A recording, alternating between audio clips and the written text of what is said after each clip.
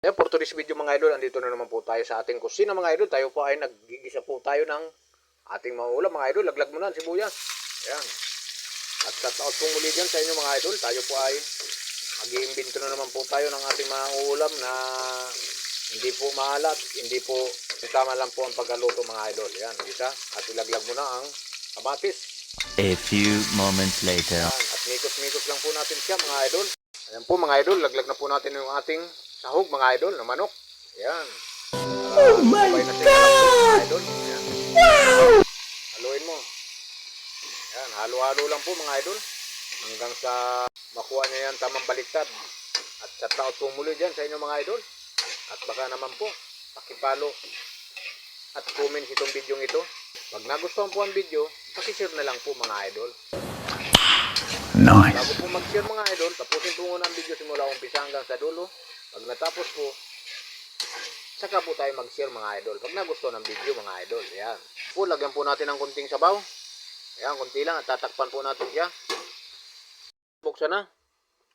Ayan, at lalagay na po natin yung ating gulay mga idol. Nakalabasa at carrots mga idol. At sayuti, ayan. Gulay na naman po tayo mga idol. At sabi ko nga po, at bawal po sa atin yung karne mga idol. Pero manok, pwede po mga idol, yan. Ang ating recipe, ginisang gulay mga idol with manok, with chicken. Yan. Barbalik na rin mga idol. Yan po mga idol, lagyan natin ng pamintang durog mga idol. At siyempre, lalagyan po natin ng pampalasa mga idol, yung ating oyster sauce mga idol, lalagyan natin para medyo sumarap naman mga idol. Ang ating ginisang mga gulay mga idol. Yan, ang ating oyster sauce. Yan. Yan. May tagahalo tayo mga idol at gawa ng isang kamay lang yung ating ginagamit. Yan. At siyempre po, lalagyan natin ng konting pampaalat. Dati ay 300 pieces, ngayon po ay 25 pieces lang. Patingin. Ayan, lagay mo na. Ayun, 25 pieces lang mga idol at bawal sa atin yung maalat mga idol. Hindi katulad nung 300 pieces, maalat talaga yun. Ayan. Halo-haloin natin at ilalagay na po natin yung ating gulay na repolyo. Lagay mo na yung ating repolyo. Ito po yung repolyo mga idol. Yan. At napakasarap naman nito mga idol kahit na konti yung timpla. Yan, okra. Lagay mo. May okra pala. Yan. Dapat yan. Nalagay na kanina. Yan. Okra. Saka repolyo mga idol ang ating gulay. Parang sari-saring gulay din to mga idol. Yan. Nakalimutan mailagay yung.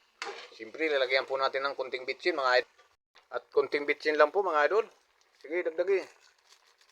Yan. Kalahati mga idol. Goods na yun. Para may lasa naman siya. Ayan. At baka maging consistent po tayo mga idol sa ating mga pag-upload ng ating mga video. Kailangan po talaga sariling atin yung ating mga video mga idol para hindi naman tayo magkaroon ng violation mga idol. Ayan. At ako nga po dati may mga music. Ngayon po ay inalis ko na po yung ating mga music mga idol at gawa ng baka tayo magkaroon ng violation balang araw, di ba mga idol? Ayan po mga idol, ang ating ulam mga idol, ginisang gulay. Sari-sari to mga idol ha. Hindi ito pakbit pero sari-saring gulay ito mga idol. Ayan po mga idol, hindi na po natin patatagalin ang video. Hanggang dyan na lamang po ang video at maraming salamat po.